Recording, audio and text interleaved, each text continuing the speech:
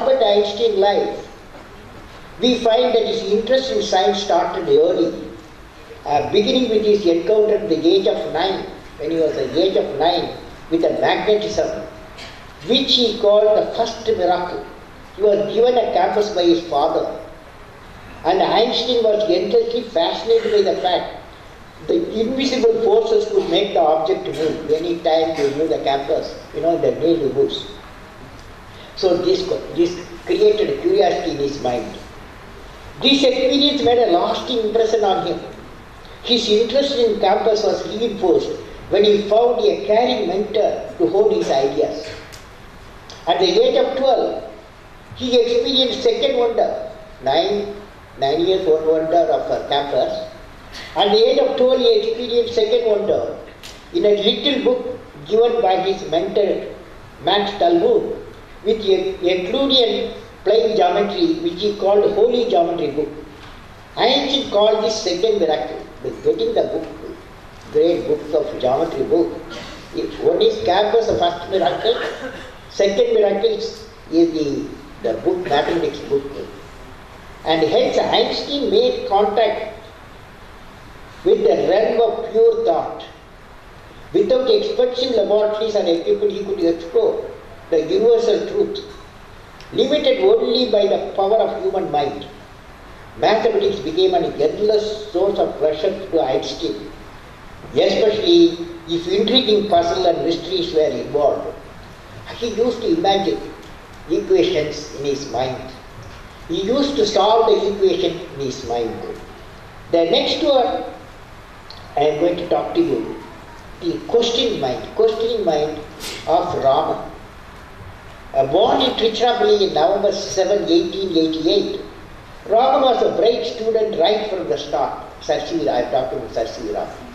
Apart from being fascinated by optical science, he was deeply interested in acoustics. That perhaps tempted him to discover that Mridangam and Tabla produce more melodious sounds than any other percussion instrument. He was fascinated by colorful things, be it flower, butterfly, or gem. The ship sailed from the port of London toward Calcutta, and a series of questions came in. And after narrating the incident, he went to the laboratory at Calcutta and he discovered. So he is another young man who was asking question and found out. So friends, these two cases I have described, and let me now bring out the main characteristics of the scientist that should never say impossible. The people who succeeded, they have never used the word impossible. Because what is impossible today in science can become possible tomorrow.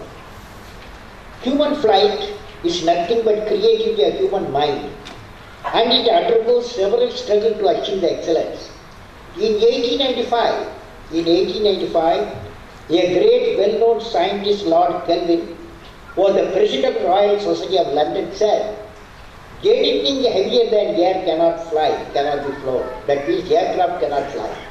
This is what said by President of the Royal Society, that to Lord Kelvin, Kelvin formula, 1895. He said it's not possible, flight is not possible.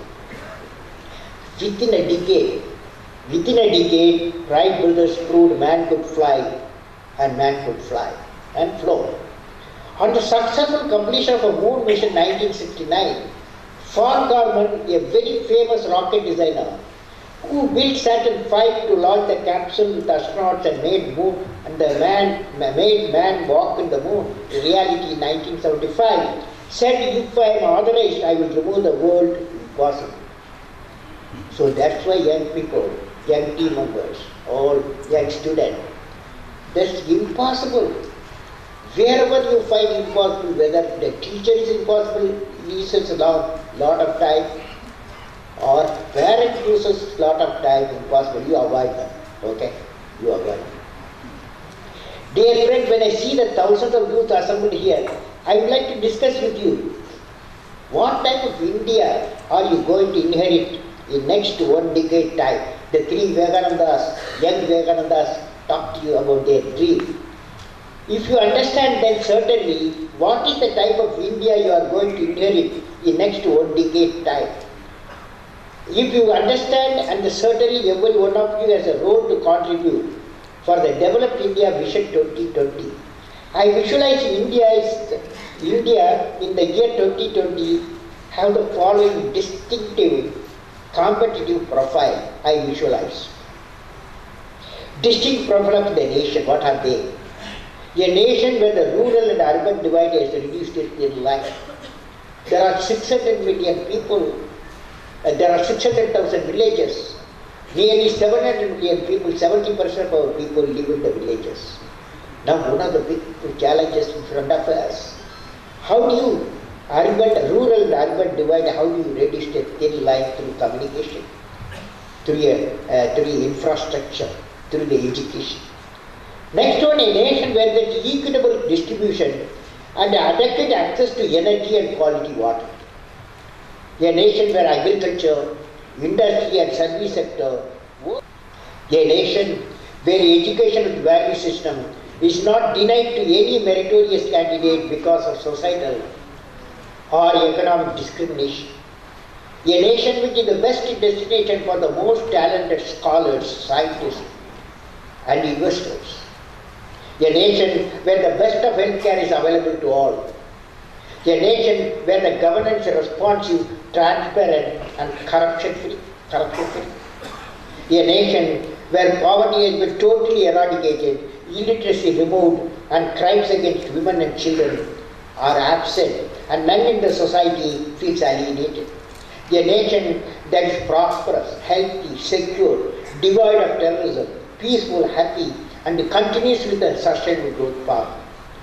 And the last one, the nation that is one of the best places to live in and is proud of its leadership. Now, to achieve all these 10 pillars of development or a distinct problem of India, we have the mission of transforming India into a developed nation. We have identified 5 areas where India has a core competence for integrated action: agriculture, agro-food processing, education, healthcare, particularly women education, information communication technology to connect 600,000 villages, infrastructure, reliable and quality electric power, surface transport, infrastructure for all parts of the country, 5 self-reliance critical technologies. These 5 areas are closely interrelated and progressing in a coordinated way, leading to food, economic and national security. Dear students, every one of you think of yourself, your career, whether it is science, engineering, healthcare, agriculture, arts, literature, humanities, business, management, social entrepreneurship, politics, law and executive, whatever the field you choose, you have the responsibility to contribute. You can always say, think and act on one aspect. What is that one aspect? That is, that what the spirit, what can I give? What you have to ask always, the what can I give will meet the demand of individual, demand of the family and demand of the nation. Now under any circumstances, if every one of you acquire the quality of saying what can I give, then you have arrived. We have arrived and India arrived in realizing the economically developed India vision by 2020. Now friends, in conclusion, what I will be remembered for? What I will be remembered for? Finally, I would like to ask you, what you would like to be remembered for? You have to evolve yourself and shape your life. You should write it on a page. That page may be a very important page in the book of human history. And you remember for creating that one page in the history of the nation, whether the page is the page of invention, page of innovation, or the page of discovery, or the page of creating societal change, or a page of removing the poverty, or a page of fighting injustice, or planning and executing a mission of network of rivers. I will be very happy if you, young students, if you could write this page, and if you want to share with your thoughts and ideas, you can send mail to me, apj@abdulkalam.com, apj@abdulkalam.com. Definitely, I'll be very happy to share some of my thoughts and some good books I can send you.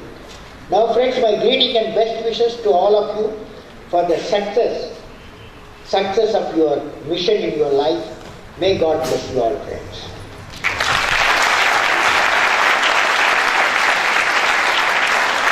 Now, on this day of 150th birth anniversary of Swami Vivekananda, I have some oath I have formulated. Would you like to take it? You are not tired? Okay. Okay, you are ready, get ready. There are 10 oaths for youth. Oath for the youth. I will have a goal. I will have a goal. And work hard to achieve that goal. I realize that small a is a crime. Small a. I will. This is true for first row also, second row also, third row also, because your children only there that side. So if you want to work with integrity, succeed with integrity, you have to start here. First row, second row, ninth row. Okay. So if all of you will repeat with me? I will work with integrity and succeed with integrity. Very tough, isn't it? Very tough in this world, but a tough thing you have to do in 21st century. If young fellows, if you want to succeed, the only way in 21st century success comes to only the people who work with integrity, and they will succeed. Okay?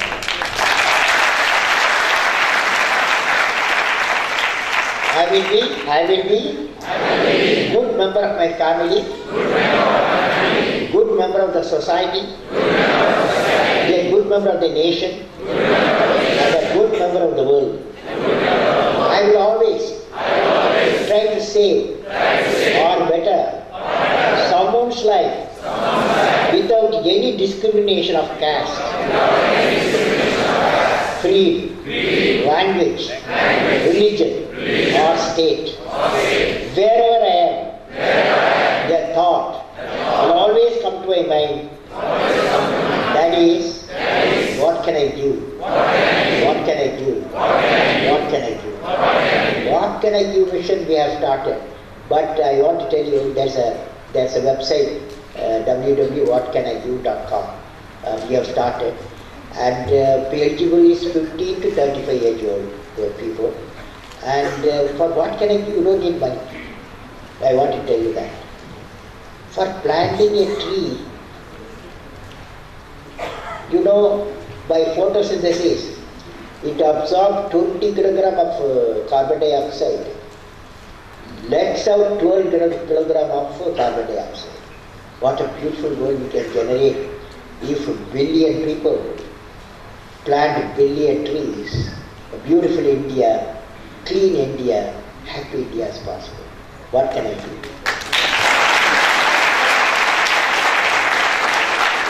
We are all in a big city now.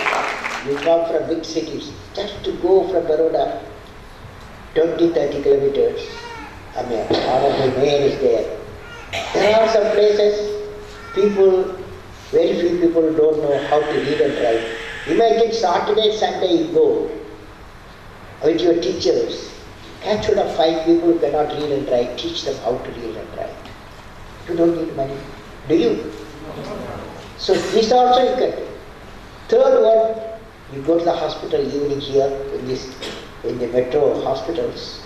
What a crowd of relatives and friends see the patient the evening, visit the beds. Now there are a few beds, nobody visits them. The aged parents or the orphanage type of people.